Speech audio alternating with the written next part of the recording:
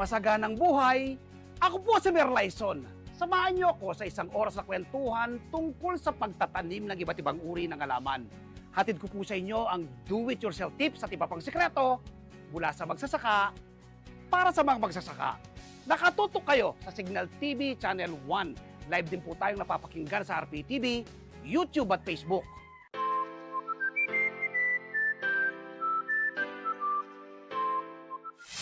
Masaganang buhay. We are so blessed ngayong araw na ito dahil ang ating makakasama ay dating OFW. Siya po ay si Mark Aris Camiging, owner po ng J&M Crops and Agricultural Trading. Dito po yan sa General Las Cavite. Mark, kumusta ka? Anong pinagkakabalan mo ngayon? Actually, Mer, sa ngayon, medyo busy tayo. Yes. Dahil marami tayong ginagawang proyekto para sa agrikultura.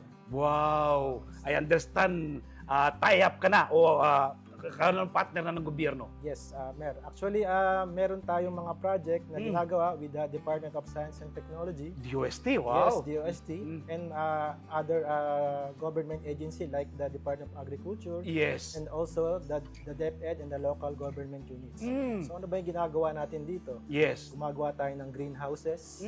Nag-i-install tayo ng mga modern approach ng farming, katulad ng hydroponics. Yes. At ang isa namin kinakabit ngayon sa Magallanes, Cavite with the DOST is Yes. yung rain gutter sprinkler na makakatulong na malaki sa ating mga farmers. Smart farming ito, Mark, ha? Yes. Kailan ka ito nag-start? Actually, nagsimula ako nung peak ng pandemic. Gaya ng sinabi niyo po, OFW ako. Oo. Galing ako sa bansang Middle East. Yes. So, during my free time sa Middle East, hilig ko kasi talaga ang agriculture. Nasa puso. No? Yes. Passion mo na siya. Yes. Alright? Although hindi ako agricultural graduate, ako po ay nagtatrabaho sa isang IT company sa Middle East. Yes. Alright. As a finance officer po doon. Mm. So gaya na sinabi ko, during my free time, Yes. ako ay pupunta sa mga farms sa Middle East. Mhm. So nagugulat ako. Yes. Kasi medyo high-tech at kakaiba ang kanilang farming doon. Continuous. Yes, Yes, continuous. alright. Although disyerto sila, mataas ang degree ang temperatura, pero nakapagtanim sila. So doon ako na-amaze at natuwa at Yes. nag-aralan ko kung ano ba yung meron sila. Mhm.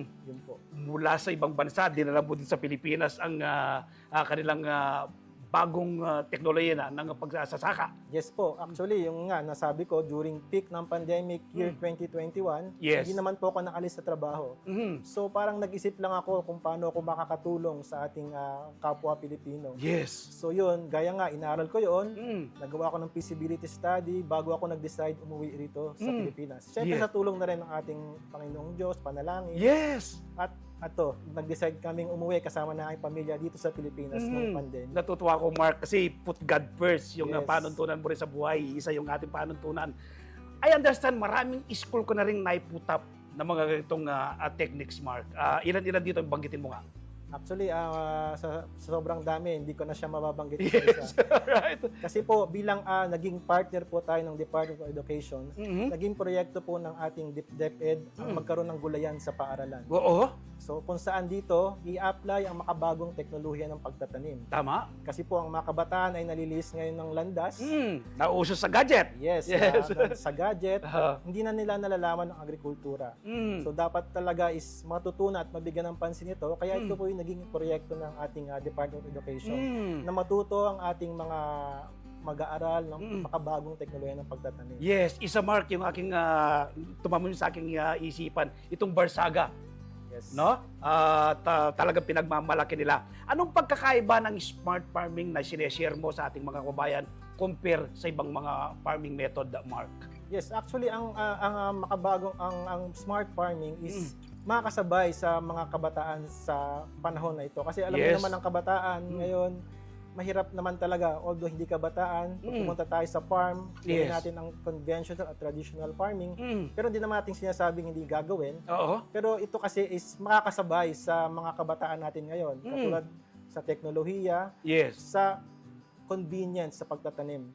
Ang smart farming kasi less ng labor intensive yan. Yes. Hindi ka na kailangan magbilad or magtanim or magbungkal ng lupa. Pwede mong i-monitor kahit wala ka rito. Yes. Paano paparaan? Mamaya po, may share ko sa inyo sa aking farm. Meron po Yes. tayong nilagay dyan na automation na hindi na po kailangan timplahan o galawin ang sistema or ang reservoir ng Yes. isang farm.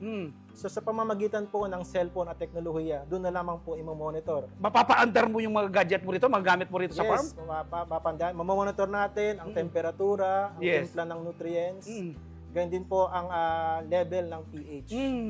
Bukod dyan sa pagtatanim, Mark, I understand kapag nakapag-share ka ng knowledge sa ating mga estudyante, sa ating mga kapwa farmers, ay yung mga equipment na rin. No? Mukhang ikaw na rin nakakapag-provide dito, Mark. Ayun nga po, yung umuwi ako during pandemic, wala sa intention ko talagang magnegosyo nito. Yes. Ang una ko lang po talagang inisip ay ma-share kung ano yung natutunan ko doon sa bansa ng Middle East.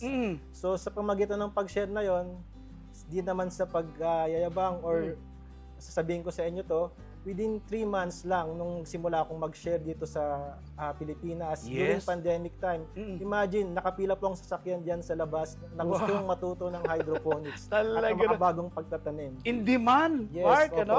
Ito na kasi yung ating pag-asa, Mark, no? Opo. Yung sustainability. Magkaroon tayo ng food security, Yes. 'di ba? Na isa sa mga project o aim ng ating pamahalaan, di po ba? Opo. So yun nga po, nagturo ako. So nagtanong naman sa akin ng mga tinuruan ko, saan ba ako makakuha ng materyales? Yes. Saan ba kami magpapagawa ng ganito? So naisip ko, nahihirapan pa yung mga pupunta rito. O nga, tinuruan ko, pero hindi sila makapagsimula dahil Yes. wala pa silang gamit or yung gagamitin nila sa pagtatanim. Yes. So ang ginawa ko po, pinag-aralan ko rin ulit ang negosyo sa pagbebenta ng mga materyales. Magkano bang punan ay pinutap po rito? Actually po, sa una, nag-invest ako, yung naipon namin sa pinagtrabaho ko sa ibang bansa. Yung part lang nun, kasi syempre, pandemic po, hindi Yes. natin alam ang kinabukasan yan. Oo. So, nag-start ako sa 100,000. So 100. Yes. Okay. Ito, Mera, hindi naman sa pagyayabang. Wala pang, hindi ko nagalaw yung halos yung 100, halos kalahati lang 50,000. Yes. Bumili ako ng mga materyales. Within a range of 6 months, hindi na po, bumalik na agad yung puhunan ko.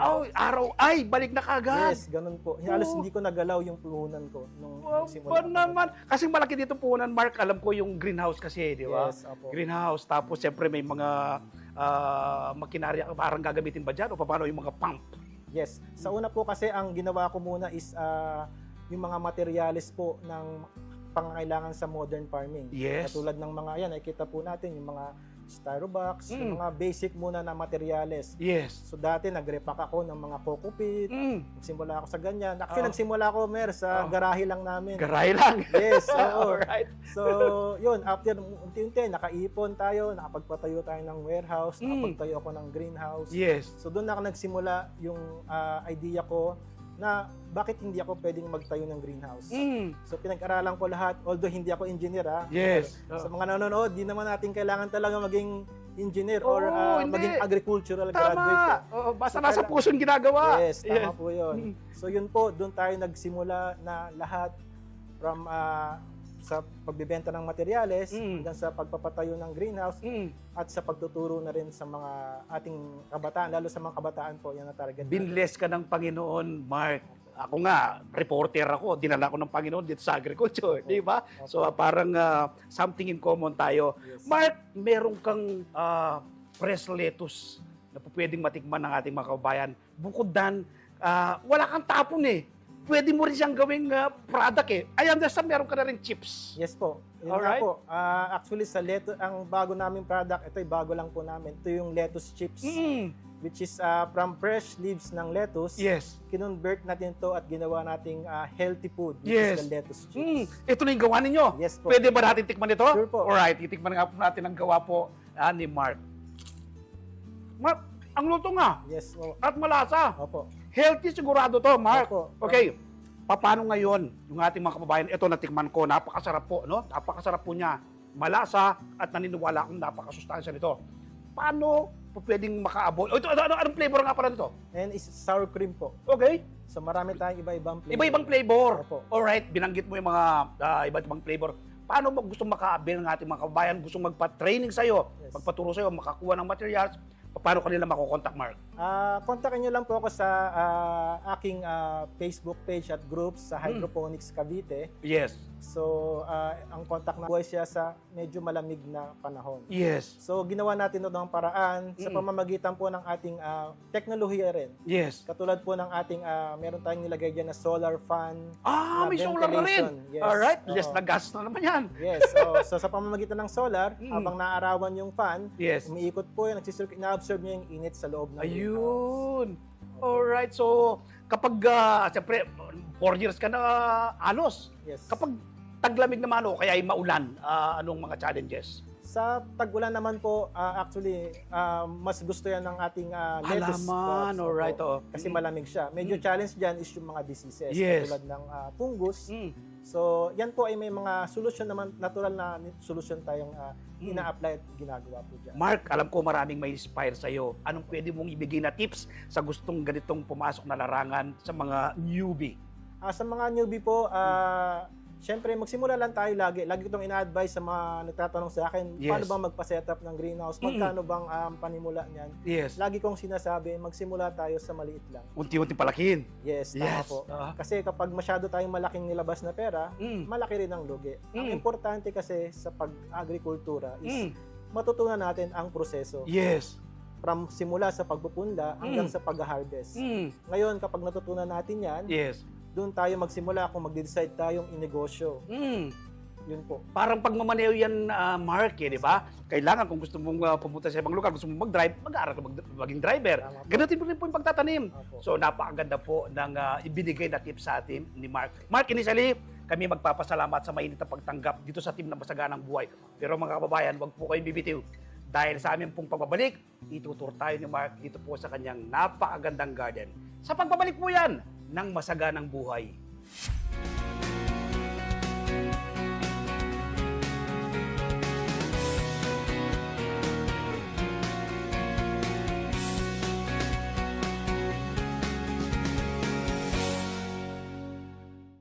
Maulan man, no worries na amoy kulog ang damit. Charm Fab Con, bangong kumakabloom, tanggal amoy kulog sa bango ng charm. Kaya gamit ko, Charm Fab Con with Bloom Fresh technology. Kills 99.9% of kulob-causing bacteria. May aroma burst pa of thousands of flowers and berries. Ang sampay sa loob, no amoy kulob. Bangong kumakabloom sa charm. Charm Fab Con. ACS. Paano nga ba nabubuo ang isang baluarte? Ang kapangyarihan, ang paghahari-harian, at di nagpakaya o mamanahin lang. Sino ang nagtataguyod ng isang baluarte? Sistema, dinastiya, o mismo mga botante sa ilalim ng demokrasya. Sa halalang ito, mabubuwag ba o mas tatatag pa ang mga baluarte? Wow, ang saya. Isang barangay na labada, puro mancha pa. Goodbye, pahinga. Mommy, isang laba lang yan sa Pride Bar Blue. Hello, Pride Bar. May powerful stain-away enzymes na malupit sa dumit mancha. At di masakit sa kamay. Isang laba lang yan. Hello, pahinga. Hello, Pride Bar Blue. ACS. Let's get it on! Woo! Okay, Naman si ate. Green, meron dito. Ulo na. Huwag niyo masakin yung Teka siya. lipay. Siyempre ka magulo. Akala mo ba, mabibighanin mo siya dahil sa niluluto mong sisig? Ang gulo-gulo nyo eh. Gusto nyo ganun pa. Bahala ka sa buhay nyo. Hello, Han. Medyo nagagalit na si Han mo.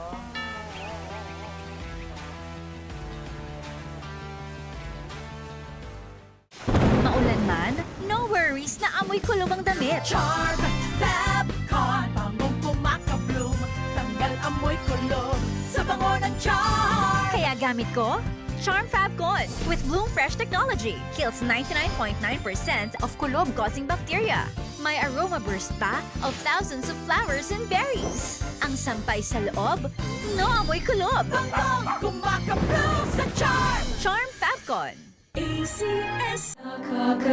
Besides being your teacher, I'm also your choir trainer.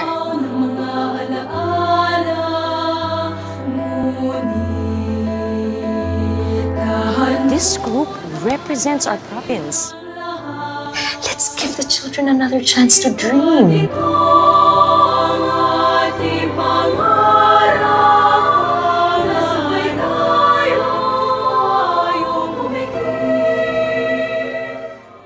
Wow, ang saya.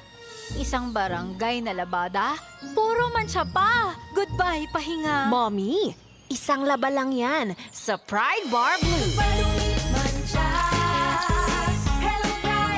May powerful stain-away enzymes na malupit sa dunit mansya. At di masakit sa kamay.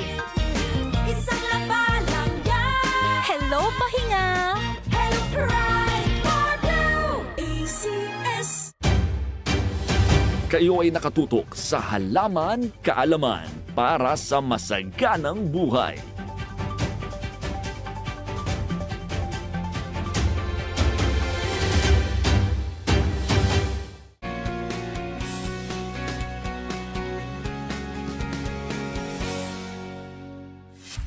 Nagbabalik ang masaganang buhay. Kasama ko pa rin po si Mark at ngayon ay ituturo tayo dito sa kanyang napakagandang Smart Garden. Mark, nasa seedling tayo ngayon, ano? Itong mga ganitong kalalaki, Mark, ilang araw na ito at paano ito inilalagay dyan? Ito po ay 8 days na, sir. Alright. So, bali, ito ay pinupunla natin mula sa buto. Gano'n ba kalaki? O matatansya mo ba yan kung ilang araw bago mo i-transplant na safe na siya? Opo. Sa bok choy na katulad nito na ganyan is Oo. 10 to 14 days po. Pwede na i-transplant. Alright. So ito yung bok choy. Yes po. How about ito sa ibang nasa ating harapan na ito? Ito. Ano to? Yan, anong ano to? Ito po ay lettuce na Olmeti variety. Oo. So, normally po sa lettuce, 2 weeks po yan or 14 days bago i-transplant. I-transplant. Safe na yan, 100%. Opo, yes Okay, po. bigyan na natin ng idea ang ating mga kababayan. Paano ba yung pagta-transplant ito at anong medium ang gamit mo? Ito, transplant pa to. Yes po. Alright, okay. Anong gamit natin dito, Mark? I-explain mo nga. Pag nag-transplant tayo ng ating seeds, dapat is 2 weeks na. Ang Yes. ginagamit nating medium dito is coco peat. Alright. Paano procedure? Sa coco peat po, ang ilalagay lang po natin sa cups, kailangan po disinfected to. Yes. Gamit ang pagpapakulo ng tubig o Mm. kaya ay hydrogen peroxide. Yes. Gaano kahalaga yung kailangan mong i-sterilize muna? Para kapag hindi mo na-sterilize, ano bang mangyayari? Pwede pong pag di natin na-sterilize, merong existing na pathogens dyan na pwedeng makaapekto sa paglaki ng ating halaman. Like fungus, Fungus, bacteria. bacteria. Yes. So kailangan talagang i-ano mo sa sterilize mo Yes siya. po. Alright. Ito, anong halaman ito, Mark? Ito po ay lettuce. Ang variety po nito ay lalik. Kakaibang Yes. variety to, Yes, Mark Yes po. Ito po yung pinaka-crispy variety ng lettuce. Ano naman ito? Parang mustasa to, pero hindi naman mustasa to Ito po ay lettuce din. Okay. Romaine po. Romaine naman. Yes po. Ito yung ginagamit sa veggie salad. Yes, masarap po yan. Parang napansin ko, Mark, may punla ka, Yes. may bagong di patanim, may kasalukuyang lumalaki at parang may ready to harvest ka na. Ito, ilang araw naman na to. Itong mga ganito, ilang araw na yan. Yan po ay 3 weeks na po or mga 30 days na rin yan. So dito po ang sistema natin is continuous po ang growing ng ating pagtatanim. So mapapansin nyo, maliit ang distansya, from Yes. seedlings po ito, Oo. mula doon ay liliit na ang distansya, Oo. palaki po ng palakihan. Ibig sabihin po niyan, pagka-harvest po ng ating mga harvest na lettuce, Yes. meron tayong panibagong ipapalit. Parang sustainability, Mark. Yes, Ano, opo. kapag yung customer mo umorder ngayon, sa susunod na araw, meron na naman. Yes, hindi po tayo nawawalan. Oo. Yan po ang importante sa smart farming, sa mga urban gardening, yung mamamaximize natin yung space. Oo, kasi kapag sa lupa kasi ito, Mark, isang harvestan lang siya. Yes, opo. Ano? So, mass production, mass harvest, bukas na wala nang ma-order ang Yes, customer. tama po. Ito sa'yo, tuloy-tuloy. Tuloy-tuloy po. Kung meron kang customer ng mga samgyupsal, pwede silang kumuha sa'yo. Yes. Mark, napansin ko, sa iba kasi malalapad yung, mararami yung kanilang mga ugat. Opo. Bakit ito sa'yo parang may silang ugat? Anong difference nun? Ipaliwanag mo nga, Mark.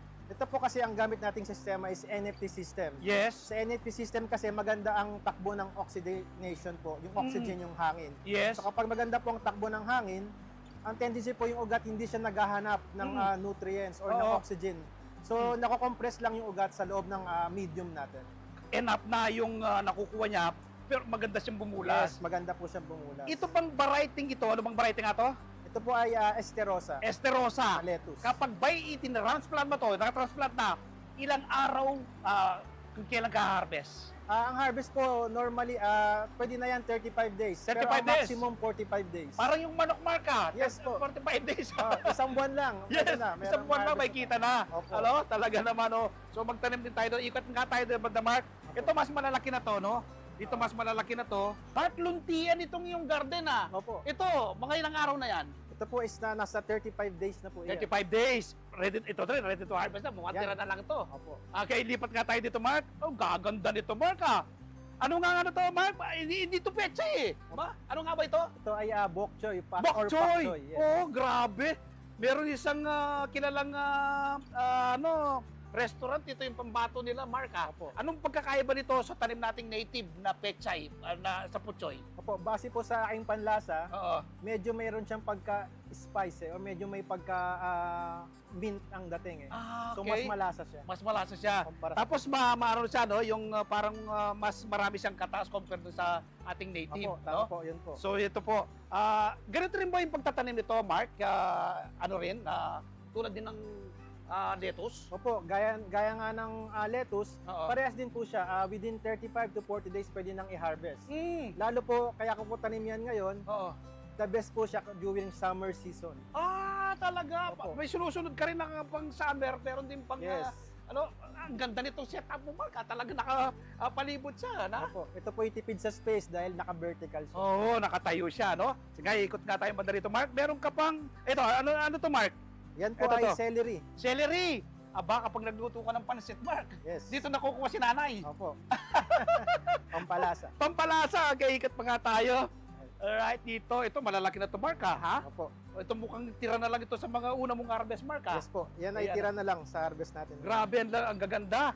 Ito yung juicy na, yung malutong siya, no? Kapag Yes po. inano mo, sa salad. Sir Mark, tuturuan po tayo ngayon. May mga tanim na kangkong din si Sir Mark dito.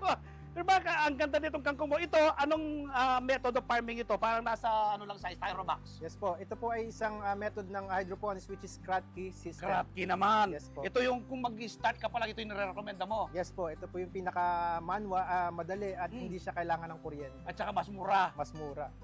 Sir Mark, totoo lang, sa unang pagpasok ko sa inyong garden, ang pumukaw ng aking paningin, itong setup na to. Yes po. Anong tawag dito? Ito po ay aeroponics system. System. Okay. Yes po. Pag meron kang apartment, Sir Mark, pwede kang magtanim ito, Yes po. Sa Metro Manila ka nakatira. Opo. Ano pa ito? Dito yung tubig mo? Yes, dyan po ang Dumadaloy tubig. din ba yan? Opo, dyan po ang tubig sa baba. Meron po yung pump, ibubuga po pataas. Okay. Doon at magsa-shower po or magsi-sprinkle yan pababa. Okay. So pabalik-balik lang po ang tubig din yan. So tipid din po yan pagdating sa pagka-garden. Kasi tipid na sa space, Oo. mas tipid pa sa tubig. Kasi nagsisirculate lang din. ang tubig. Ayun, I understand meron ka ring aquaponics bukod Yes po. dito sa hydroponics. Yes po, meron din tayong aquaponics. Pag sinabi bang aquaponics, ano ba yan ang nagbibigay ng sustansya sa halaman? Yes po, ang isda po na nakalagay sa hydroponics, Yes. yung dumi po niyan is nagkakaroon ng conversion yan to nitrate, Aha. which is yung magiging pagkain ng ating halaman. Naku, So wala na tayong inahalong nutrient solution. kumpleto ka dito, Sir Mark. Wala Yes ka po. nang hahanapin. Kompleto na po. Yes, sa mga gustong magpaturo sa'yo ng setup ng ganito, mag-setup ng greenhouse, paano makokontak si Sir Mark? Kontakin nyo lang po kami sa aming hydroponics page at group sa Facebook, which is yung Hydroponics Cavite. So pwede rin kayong pumunta rito sa aming farm sa General Trias, Cavite. Ang pangalan po ng aming store is J&M Crops and Agricultural Supplies and Tradings. Supply means kami po ang susupply ng lahat ng materials pagdating sa greenhouses, agricultural products, hydroponics, even the installation po ng greenhouse at ang mga modern farm technology po ay available po sa amin. Yung cell number po, Sir Mark, baka marami po tatawag sa inyo o Okay po. magte-text. Ang cellphone number po namin is 0967-263-0019. Mark, thank you very much sa pagpapangunak ng panayam at pagturo dito sa inyong napakagandang garden. Welcome, ma'am. Si Sir Mark Aris Camiging, owner ng J&M Crops and Agricultural Trading.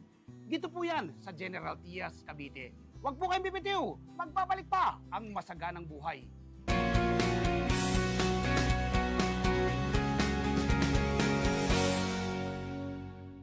Maulan man, no worries na amoy kulog ang damit. Charm Fabcon, bangong pumakabloom, tanggal amoy kulog sa bango ng charm. Kaya gamit ko, Charm Fab Con with Bloom Fresh technology kills 99.9% of kulob-causing bacteria. May aroma burst pa of thousands of flowers and berries. Ang sampay sa loob, no amoy kulob. Banggong kumakabloom sa Charm! Charm Fab Con. ACS.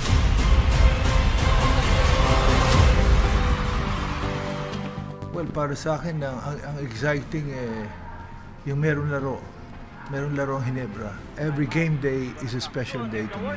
I just believe that, you got to do your best. Anyway, hindi naman gera to eh. Laro lang ito. But kung ilalagay natin yung puso natin sa laro natin, mas lalong nasisiyahan yung mga nanonood. Jaworski. Trying to set up Harencio. The shot goes! Wow, ang saya.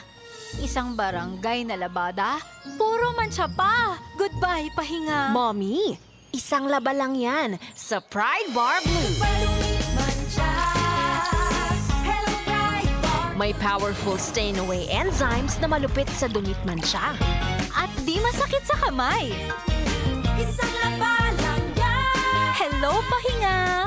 Hello, Pride Bar Blue. ACS.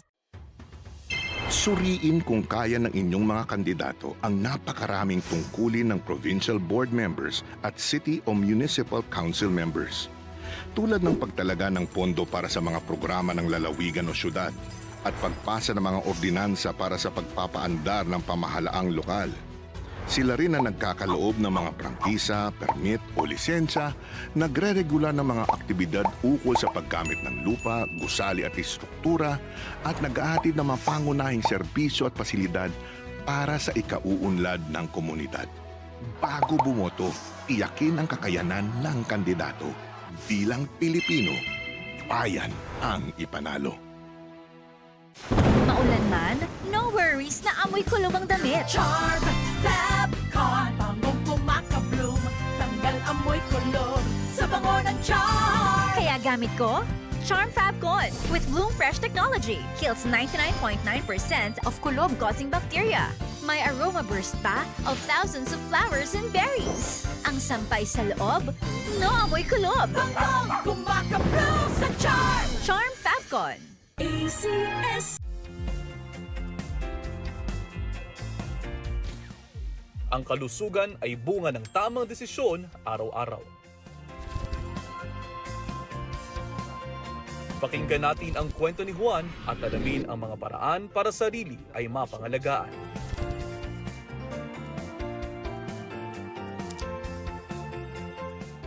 Ako po si Dr. Dex Makalintal, ang inyong doctor next door, Sabado sa 1PH.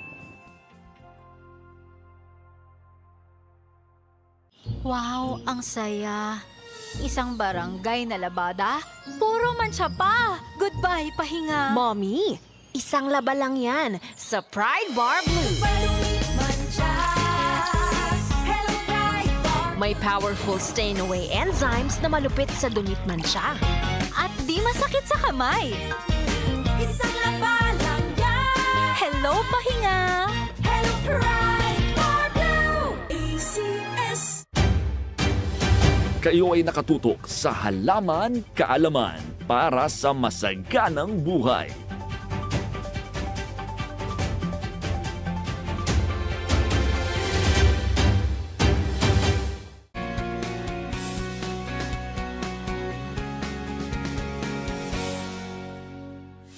Nagbabalik ang masaganang buhay. Ako po si Merlyson para sa ating video plant of the week.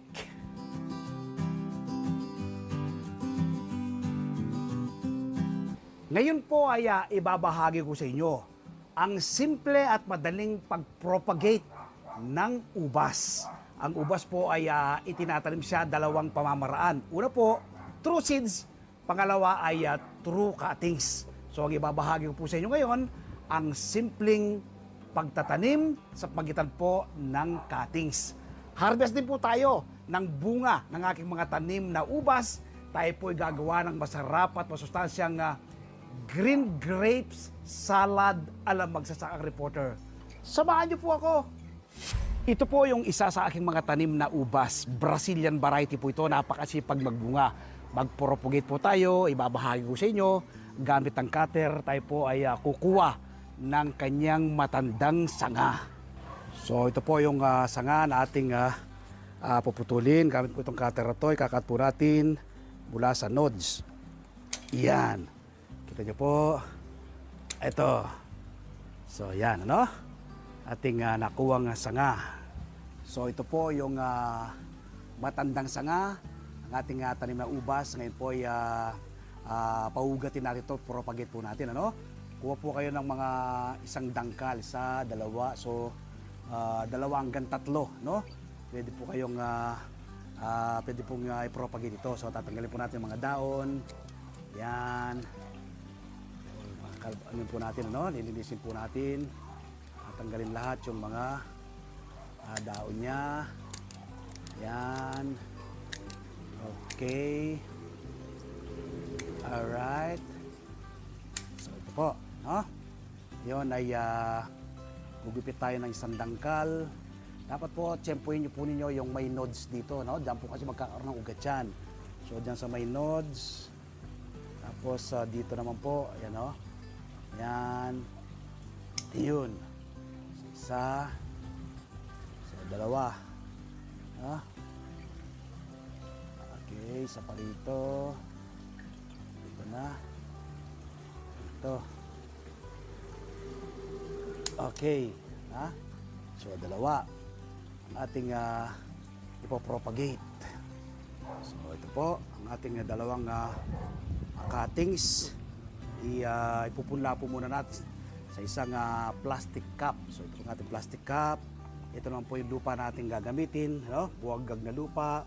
Tapos dito po natin siya ipupunla, no? Ito po sa maliit na lalagyan na ito. Para po yung ating cup ay lagyan nyo lang po ng butas, ano? Doon sa ilalim na bahagi. Tusok na lang po ng bagya ito. Yan. So ayan ay butas. Naglagay tayo ng 2 butas. Yan. Ito isa pa. Yan. Okay. So ito ang ating 2 cup. Ngayon, lagyan natin ng lupa yung ating 2 cup. Yan. Tapos ito pong ating cuttings. Ilagay natin. Yan. Yung isa, gano'n. Tapos isiksik nyo lang po ng bahagya, no? Yan, punuin siya.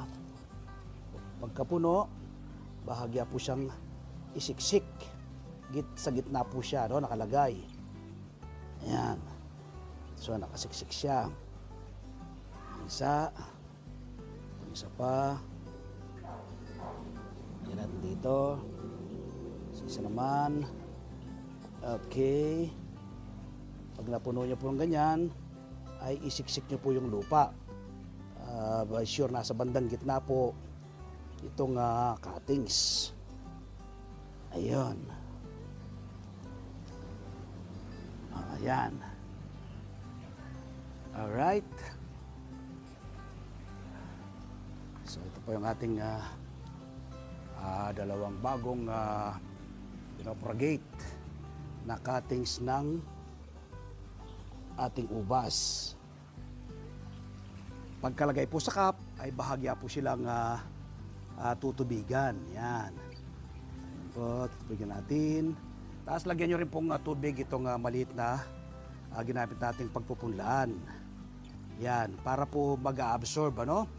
Yung tubig sa ating mga ugat or rather cuttings na ubas para madali po siyang mag-sprout. So ngayon ay ilalagay ko muna ito sa isang malilim na lugar, ano? Hanggang magkaroon po ng ano rito, daon, ano? Magkakaroon po ng panibagong usbong yan. So lalagay natin sa isang lilim na lugar. Within ano lang po yan, ano? 1.5 months ay magkakaroon po ng panibagong usbong yan na daon. Yan. After 1.5 months, so ito na po ang ating pinropagate na ubas mula po sa cuttings. Kita niyo po may ugat, malabas na po yung ugat niya sa ilalim, ano? Ayan po yung isa. Ito naman po yung isa, no? Ayan po, meron din po siyang ugat, oh. So, by this time po, ready to transplant na po yan, ano? Kung meron din po kayong mga enough space, mas maganda po itong itanim ng direkta sa lupa. Pero kung wala naman po, pwede pong itanim ito sa malaking paso o kaya naman po ay sa malaking timba. So, ganito na po kasimple at kadali ang pag-propagate mula sa cuttings ng ubas. Direkta sa lupa ko po tinanim, ano, yung aking pinropagate na ubas through cutting. So yan po, direkta sa lupa. Tapos pinagapang ko po yan dito sa aming bakod sa harap ng bahay. So yan po, no? Yan. Yan po, malabong po siya. Yan, ang ubas naman po, pwede mong yung pabungain sa loob lang po ng 1 year, no? O 12 months kapag sa pagkakalipat pag na-direkta mo siya sa lupa. So ito po sa harap ng bahay to, sa harap po ng aming bahay, dito po siya itinanim. Ayan. Tapos kapag may bunga na po yan, tuloy-tuloy na po yung kanyang pagbunga. Basta i-ano nyo lang po siya, i-trim pag gusto nyo po siyang pabungain. Yan, itong ating tanim na ito, nasa ano na po ito nasa 2.5 year na po yan. Yan, pero maraming beses na po yan na nagbunga. Yan. Sa ngayon po ay may kasalukuyang bunga yan. Nakaka-amaze po siya, no? Hindi ko pa na-harvest yung kanyang mga hinog na bunga, meron na po siyang panibagong bunga. So ito po, napakatamis po yan Brazilian variety. So yan po yung mga bunga. Yan ang mga bunga ng ating tanim na ubas. Tapos makikita nyo po dito, hindi ko pa po nauubos ma-harvest yun. Ano? May panibagong bunga na naman po. Ayan, kita nyo po. Panibagong bunga na naman. Ayan, kita nyo po yung bunga. Ayan. Ito. Ayan. Tapos yung mga bunga niyang doon, hindi ko pa nga na-harvest. Ito. Hindi ko pa nauubos yan. May panibagong bunga na naman. Ang sipag pong bunga nitong ating ubas na ito. Ayan pa po yung mga bunga niya. Ayan, mga bunga. Tapos dito sa kabilang side. Ayan. Yung mga bunga. So, magtanim din po kayo nito, no?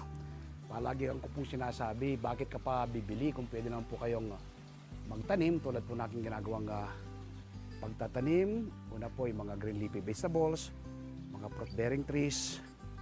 Yan.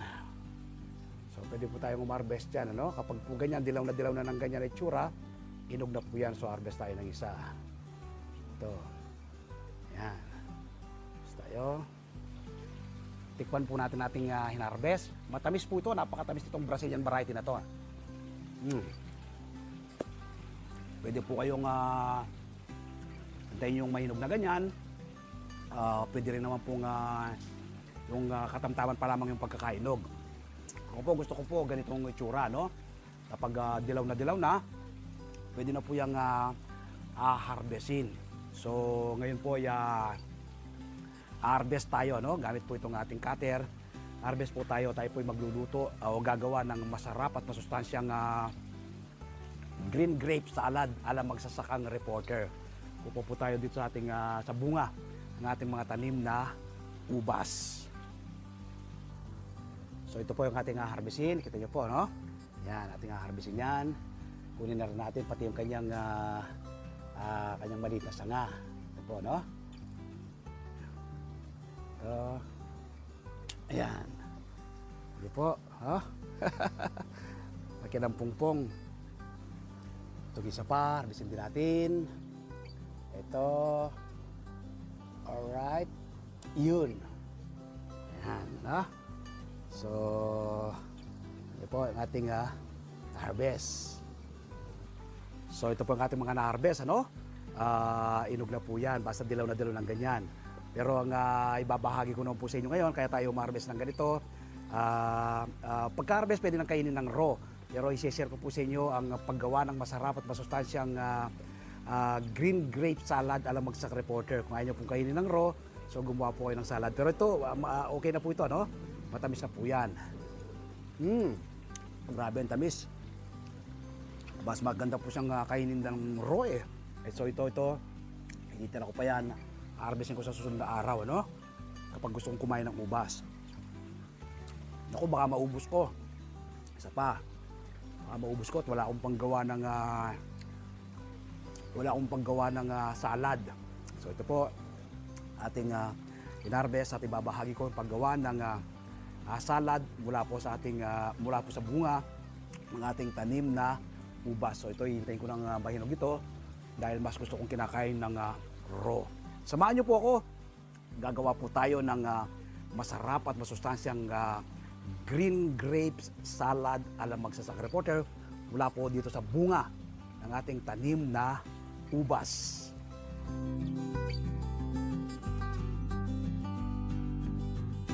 Ito po ang kumpletong sangkap ng ating gagawing masarap at masustansyang green grape salad alam Bagsak Reporter. Siyempre po yung ating bida, bagong harvest na ubas. Tapos 1 pack cream cheese, 1 container na sour cream, 1 cup na white sugar, 2 tablespoon na brown sugar, walnuts o pecans, at 2 tablespoon na vanilya. So yun po ang kumpletong sangkap. So ngayon po, yugasan muna natin ang ating bagong harvest na ubas. Yan. Yugasan po natin sa running water. Tapos tatanggalin na po natin isa-isa, no? Yan.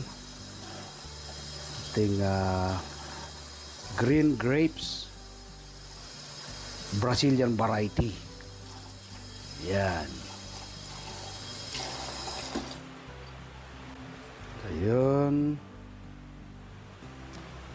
So, natin, ano? Tanggal na natin dun sa kanyang pagkapungpong sa maliit na sanga. Ugasan natin mabuti para mawala po yung alikabok at kaunting dumi. Yan. Alright. Okay, pataas natin mahugas ay patiktikin po natin. So makikita po ninyo, lagay natin sa isang salaan, ano? Yan.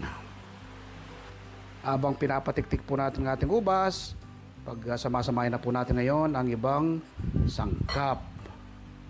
Yan. Okay, pataas po yung cream cheese, yung ating sour cream naman. Yan. Ang sour cream at cream cheese.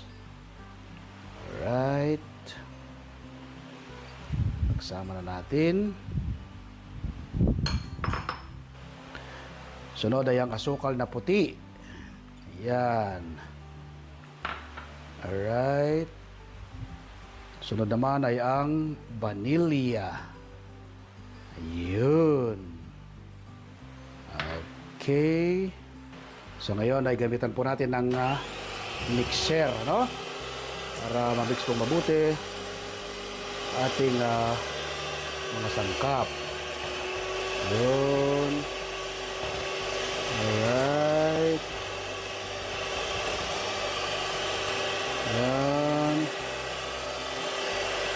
Ang paggamit po ng mixer na ganito para po maging pinong-pino, no? At halong-halo ating mga sangkap. So, ayan. Pag makuha po kayo ng salad, i-mixer nyo po ng ganito. Mas magiging masarap po. Dahil na-mix ng gusto yung mga sangkap. Ayan. Okay. So ngayon ay halo na natin ang ating ubas. Yan. Natin. Yun. Alright. Konti na lang.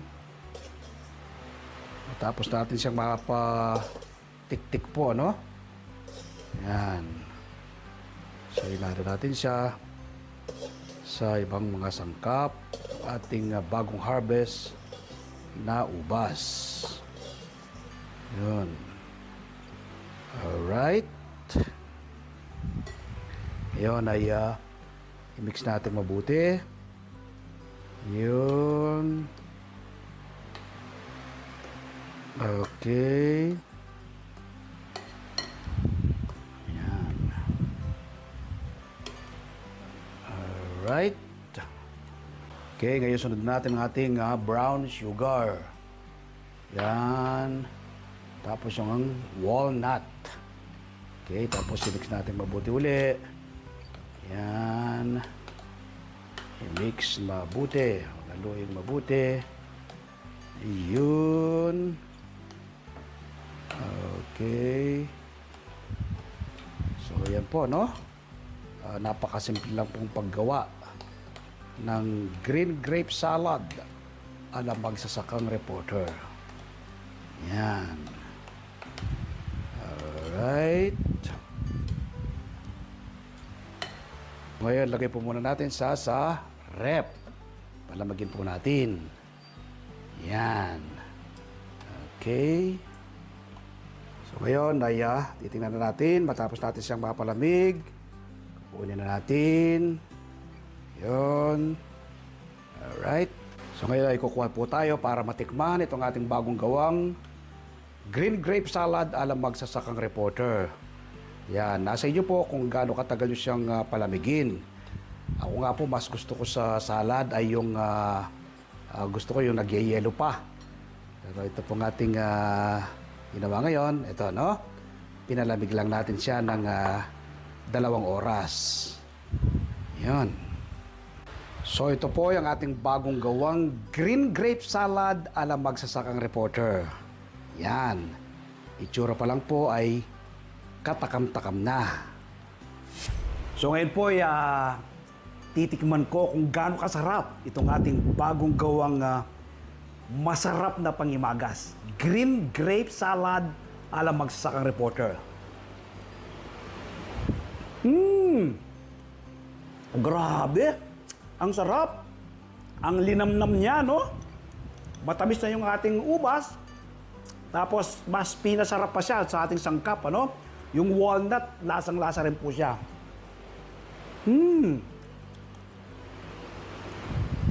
Gumawa rin po kayo dito, no? Diyan po ay magugustuhan ng buong pamilya. Kung meron po kayong bisita, ito po yung ipangimagas nyo sa kanya. Tiyak po ay magtatalong sa inyo kung ano po, paano ginawa itong ganito kasarap na salad mula sa ating tanim na ubas. From garden to table.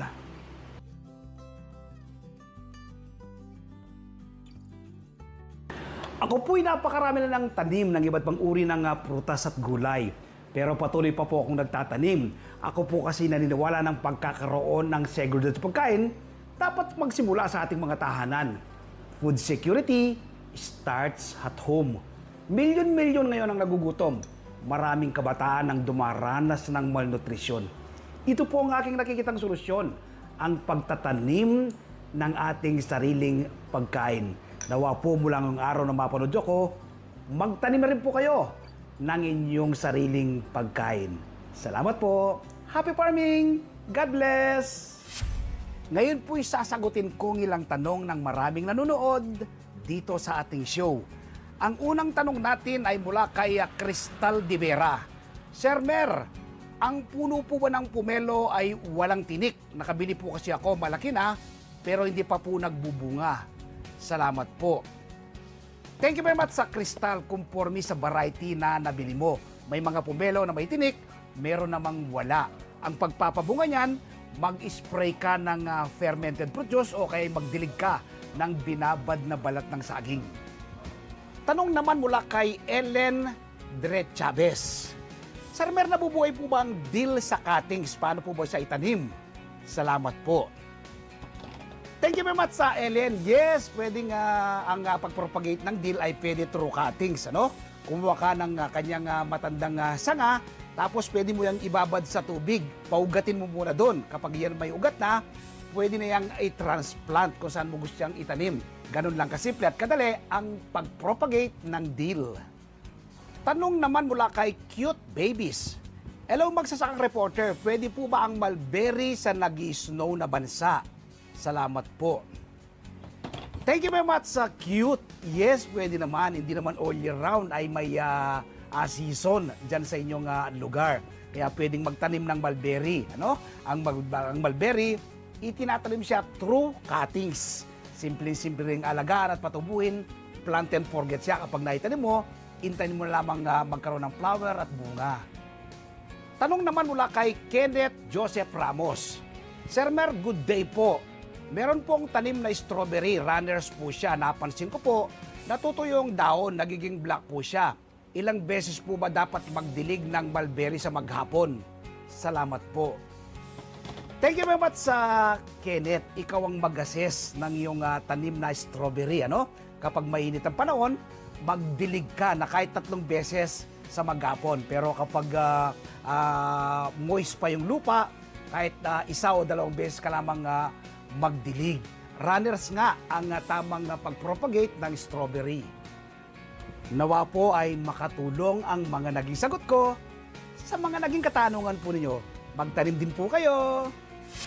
Ngayon po shoutout tayo sa ilan sa maraming nanonood dito sa ating show. Shoutout kay Romeo and Esosa Fernandez and family watching from Quezon City. Dennis Enamor Fajarda, Joko Santoyo at Margie Vargas.